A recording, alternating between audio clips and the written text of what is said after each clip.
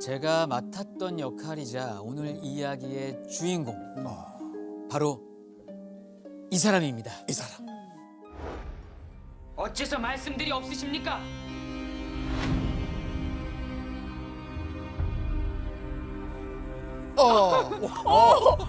정태우 씨 아닌가요? 야, 근데 똑같아. 단종. 안종. 삼촌 수양대군에게 왕위를 빼앗긴 어린 조카 조선 제6대 왕 단종입니다. 정태호 씨, 단종하고 인연이 깊으시죠? 정말 지겹도록 인연이 있죠.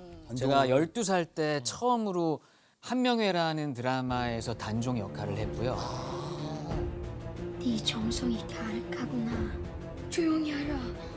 그리고 15살 때 특집극에서 단종 역할을 했고, 그리고 왕과 비라는 드라마에서 17살 때 단종 역을 했어요. 살려주셔야 합니다. 3번을 한 거죠. 그냥 단종 그 자체겠네요, 정태우 씨가. 그러니까. 나이에 대해서도 좀 이렇게 비슷한 연배 아니에요, 단종하고요? 이 실제로 단종이 12살에 그 왕위에 즉위를 해서 17살에 죽었거든요. 그렇죠. 근데 희한하게 저도 12살 때 처음 드라마에서 우와. 단종 역을 했었고 와. 마지막 단종 역을 한 게 어이구야. 17살이었어요. 아. 진짜요? 네, 그래서 공감대가 이렇게 조금 더 우와. 있었던 것 같아요. 진짜 신기하다. 단종 역할과 너무 잘 맞아요. 너무 저랬을 딱이에요. 것 같아요. 네. 뭔가. 지금 보면 딱 지금 계속 울상이잖아요. 그러니까. 울상이라고 하기에는 울상이라고. 아니, 아니지. 아니 왕의 상인데 아니, 울상이라니. 울상? 아이 초면에 죄송합니다. 아 근데 이제 왕세상인데 그 당시에 여러 상황들이 힘드니까 울상 아니야. 네네. 그만큼 표정 연기를 다 지금 다 담아내고 있는 거죠. 표정 안에 뭔가 딱하고 뭔가 불쌍하고 이게 있는 거죠. 네, 오늘 제가 단종이라고 생각하시고 응. 많이 물어봐 주세요. 예. 좋아요, 좋아요.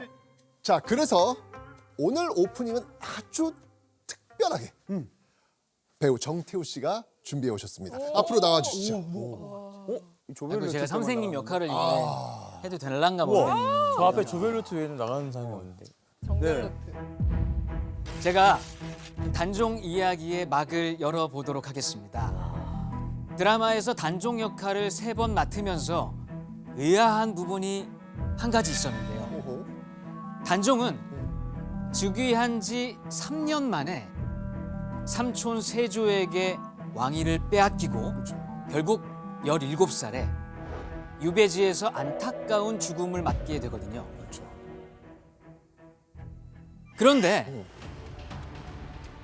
단종의 죽음에 대한 기록이 정말이지 미스터리합니다.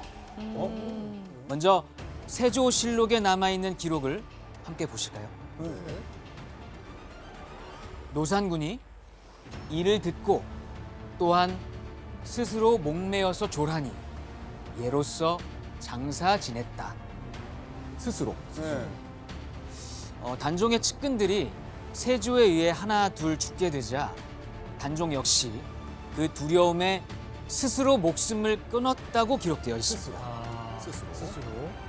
그런데 이후 단종의 죽음에 얽힌 해괴한 소문이 일파만파 퍼져나가기 시작합니다. 우리 부부를 갈라놓으실 생각이라면 이 자리에서 날 죽이라고 하세요. 중전! 중전! 야! 이 활주를 한번 당겨보겠느냐? 단종은 스스로 목숨을 끊은 게 아니라 삼촌 세조가 내린 사약을 먹고 죽은 것이다. 아니다.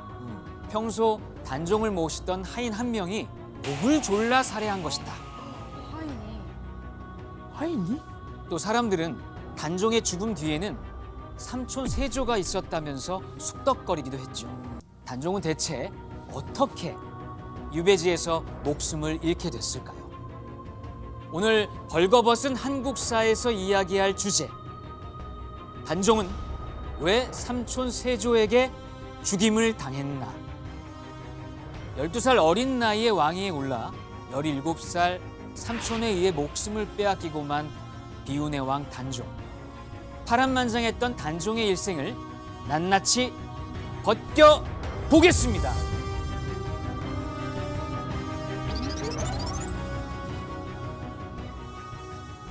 자, 단종의 이야기를 시작하기에 앞서 먼저 만나봐야 될 두 명의 왕이 있습니다.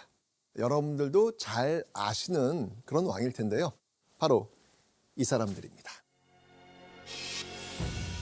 자, 바로 단종의 할아버지이자 조선을 태평성대로 만들었던 조선 제4대왕 누구? 세종. 세종입니다. 자, 그리고 단종의 아버지 누구죠? 문종. 오, 예, 맞습니다. 바로 조선 최초의 적장자 왕. 문무를 모두 겸비한 조선 제5대왕 문종입니다. 그리고 문종의 뒤를 이은 왕이 바로 단종이었던 거죠. 자, 여기서 우리가 주목해 봐야 될 점이 있죠. 단종. 단종은요, 조선 건국 이래 유례 없었던 역대급 정통성을 지닌 왕이었다는 겁니다. 단종은 8살 나이에 할아버지 세종에 의해 왕세 손에 책봉됐고, 심지어 문종이 정말 어렵게 얻은 금지 오겹 외아들이었습니다. 자, 적장자 계승을 중시하는 조선에서 적장자 아버지 문종에 이어 적장자 아들 단종까지 왕이 된 첫 번째 사례입니다. 첫 그동안 번째 사례. 없었구나. 없었습니다. 맞네. 첫 번째 사례입니다. 그래서였을까요? 할아버지 세종의 손자 사랑이 뭐 무척이나 지극했다고 하죠. 어느 정도였냐면 손자 단종을 등에 업어가며 어화둥둥 사랑으로 키웠을 정도였다고 합니다. 그런데 아무런 걱정 없이 왕위를 이을 것 같았던 단종의 인생에 서서히 금이 가기 시작합니다. 1452년 5월 단종의 아버지 문종이 즉위 2년 만에 스르르 눈을 감고 말았거든요. 단종이 불과 12살 나이에 아버지를 잃고 만 겁니다. 근데 교수님, 이 단종에게 아버지의 죽음이 더 크게 다가올 수밖에 없었던 이유가 있지요? 네, 한마디로 12살 어린 단종을 보호해줄 왕실의 큰어른이 없다라고 하는 문제였죠. 단종의 모친이었던 현덕왕후는 단종을 낳으면서 죽었고요. 아이고. 그리고 그 엄마가 없으니까 이제 할머니가 보호자 역할을 해줘야 되는데 할머니였던 소원왕후 역시 세종 후반기에 사망을 하게 됩니다.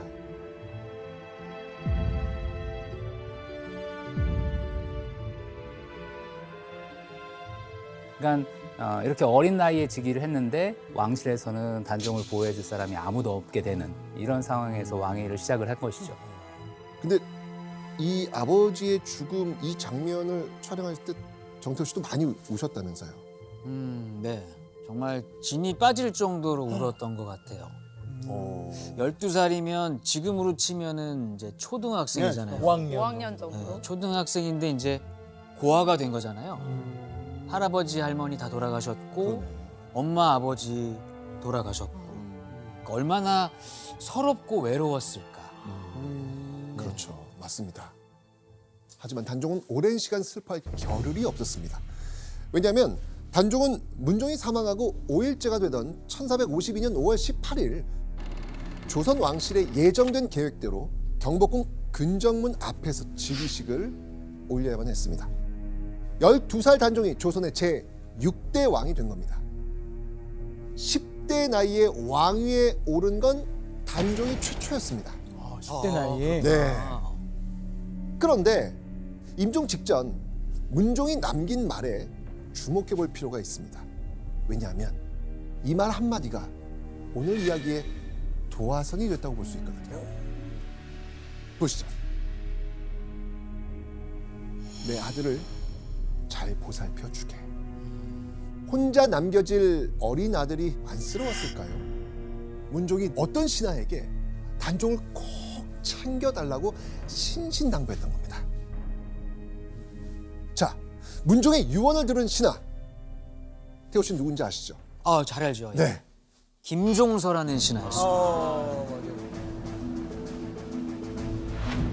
김종서라는 신하가 그 태종, 그리고 세종, 문종, 단종 이렇게 4명의 임금님을 모신 신하예요. 단종이 좋아했던 인물이자 또 믿고 따르는 몇 안 되는 신하 중에 하나였어요. 그러면은 그 어떻게 보면은 그 거기에 지금 가장 큰 어른이 없었다 했잖아요. 네. 그럼 김종서가 약간 단종의 큰 어른 느낌이었겠네요. 어우, 좋은 추측이에요. 임금이 임종 때 세자나 신임하는 신하들에게 뒷일을 부탁하는 걸 고명이라고 합니다.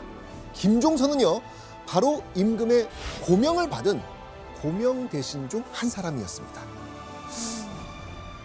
단종은 아버지의 뒤를 이어 왕이 됐는데 내가 잘할 수 있을까? 이런 상황에서 아버지 문종의 유언을 받은 고명 대신 김종서는 궁궐에서 믿고 의지할 만한 유일한 어른 아니었을까요? 자, 그런데 그렇게 12살 어린 나이에 조선의 정사를 돌보게 된 단종. 어느 날 정문을 보고 있던 단종에게 문서가 하나 올라옵니다. 이 문서에는요, 단종이 마주한 현실이 반영되어 있었습니다. 바로 이거였습니다. 황표정사. 황표정사? 여기서 황표라는 거는요, 노란 표식을 말합니다. 조선에서는요, 보통 인사를 낙점할 때 대신들이 대략 3명 정도를 추린 다음 그들의 이름을 문서에 적어서 왕에게 올립니다. 그러면 왕은 이걸 보는 거예요. 그 중에서 왕은 적절한 사람을 골라서 그 이름 밑에 점을 찍는 거죠. 그런데 단종이 받은 문서에는 이미 한 사람의 이름 밑에 의문의 노란색 표식, 일종의 포스트잇 이런 게 붙어져 있는 거예요. 그럼 그건 누가 붙인 거예요? 바로 김종서를 비롯한 대신들이 후보 중에서 원하는 인사를 선발하기 위해 미리 표식을 붙여둔 겁니다. 이게 단종이 너무 어리니까 선택을 잘 못하니까 그냥 요거 노란 거 된 거 선택하세요 이렇게. 아이고, 그렇죠. 처음엔 저도 네. 이런 인사를 하는 게 네. 어려워서 노란 표시를 해주니까 그대로 이제 제가 채용을 했는데 네. 이 하다 보니까 자존심이 좀 상하더라고요. 난 그래도 왕인데 어리지만 왕인데 이렇게 영의정, 좌의정, 우의정이 이렇게 시키는 대로 내가 인사를 해야 되는 건가? 라는 생각이 촬영하면서 조금 들었어요. 진짜 허수아비네, 허수아비. 그냥 시키는 대로 다 하고. 그렇죠. 비정하고도 냉혹한 정치 현실을 처음으로 피부로 느끼게 된 순간이었을 겁니다. 하지만 이런 상황에서도 단종에게 의지할 사람이라고는 김종서뿐이었습니다. 그러니 김종서의 요구를 담담히 받아들일 수밖에 없었겠죠. 자, 그런데 어느 날 김종서를 비롯한 신하들이 깜짝 놀랄 만한 일이 생깁니다. 단종이 신하들에게 목소리를 높이는 일이 생긴 거예요. 자, 단종이 목소리를 높인 건요, 바로 이런 이유 때문이었습니다. 단종이 즉위하고 한 달 정도가 지난 어느 날 사원부의 관리들이 단종을 찾아와요. 그리고는요, 국내에 남아있는 불당, 이 불당을 허물자라고 제안을 한 거예요.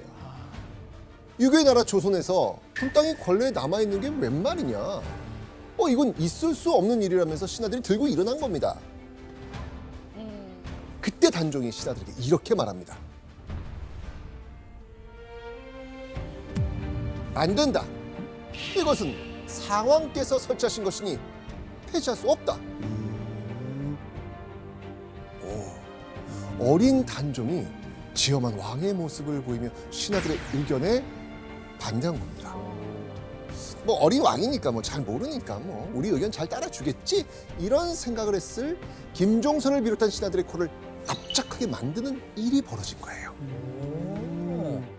단종은 적장자였잖아요. 그러니까 자연히 세손 세자 시절을 거치면서 왕이 될 준비를 차근차근 자신의 몸으로서 익혀나가고 있었다라고 할 수 있습니다.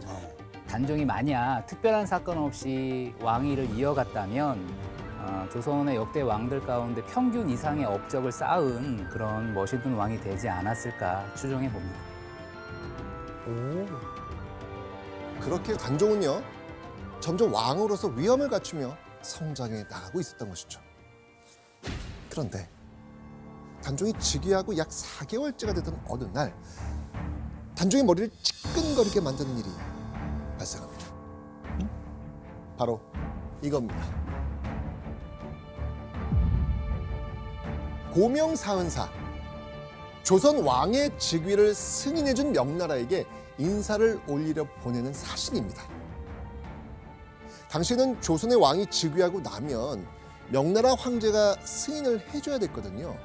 조선 왕실을 대표하는 사신단인데다가 처음으로 명나라 황제에게 예를 갖추는 일입니다. 그러니 단종 역시 공을 들인다 안 들인다. 그래야죠. 이게 자기 첫인상이니까. 그렇죠. 잘 심어줘야죠. 명나라에. 그렇죠, 맞습니다. 자, 그런데 문제는요. 아무나 보낼 수 없는 건 물론이고요.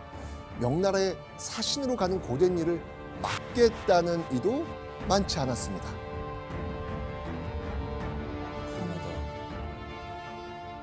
자, 그렇게 단종이 깊은 고민에 빠져있던 1452년 9월 10일 단종에게 단비 같은 소식이 전해집니다. 보시죠. 추상께서 나이가 어리고 정부에 대신은 조정의 정사를 도모하고 의논하는데 우리들은 일하는 것이 없으니 사신으로 가기를 청합니다. 누군가 명나라로 향하는 고명사은사에 자원한 겁니다. 그리고는 나는 관직이 없는 사람이라 마땅히 할 일도 없어 먼 길을 떠난다 해도 문제될 것이 없습니다. 라고 지금 말하고 있는 네. 거예요. 자, 이렇게 명나라에 다녀오겠다며 자원한 사람은 과연 누구였을까? 바로 이 사람입니다. 수양대군 납시오. 수양대군? 바로 단종의 큰 삼촌 수양대군이 꺼낸 말이었습니다. 수양대군 이때부터 나와요? 네, 수양대군은요 종씨를 대표할 수 있는 자신이 명나라에 다녀오는 게 오히려 명나라 체면도 세워주는 일이라고 말합니다. 먼저 자기가. 네. 고명 대신 김종서와 달리 삼촌 수양대군은 핏줄이잖아요. 네. 힘든 일임에도 자신을 위해 적극적으로 나서주는 삼촌을 보면서 단종은 좀 든든한 마음을 느끼지 않았을까요? 어렸으니까 고마웠을 것 같아요. 그렇죠. 근데 저게 굉장히 어려운 길이잖아요. 오며 가며 이 길이 굉장히 험난하다고 들었는데 사실 목숨을 내어놓고 간다고 해도 과언이 아니라고 해요. 근데 저걸 자처하는데 어떤 누가 반대하겠어요? 아니 그 단종하고 수양대군이 좀 친했나요? 처음엔 진짜 좋았나 보다. 좋았는데 갑자기 한 명이 나타나면서 좀 바뀌었나? 교수님, 제가 아는 수양대군은 명나라에 그냥 갔을 리가 없거든요. 어떤 의도가 있었을 것 같은데 네. 그게 뭘까요? 사실 문종 즉위 이후부터는 수양대군이 권력의 핵심에서 소외되어 가고 있는 상황이었어요. 그러다 보니까 수양대군의 입장에서는 단종의 즉위와 관련된 고명 사은사로서 자신이 가는 것을 이제 자처함으로써 약해져 가고 있었던 자신의 위상과 권위를 다시 한번 확인하려고 하는 그런 의도가 있었다라고 보여집니다. 야, 이거 제가 단종 옆에 있는 신하였다면 이거 100% 말립니다. 저처럼 똑똑한 신하를 옆에 뒀어야 돼요. 근데 우리는 이미 결론을 알고 있기 때문에 그 알고 있는 결론 속에서 다 이렇게 생각을 하고 있지만 정작 이런 것들을 풀어가는 과정에서는 사실은 그렇게 단정해서 얘기할 수 있지 않는 부분들도 있죠. 사실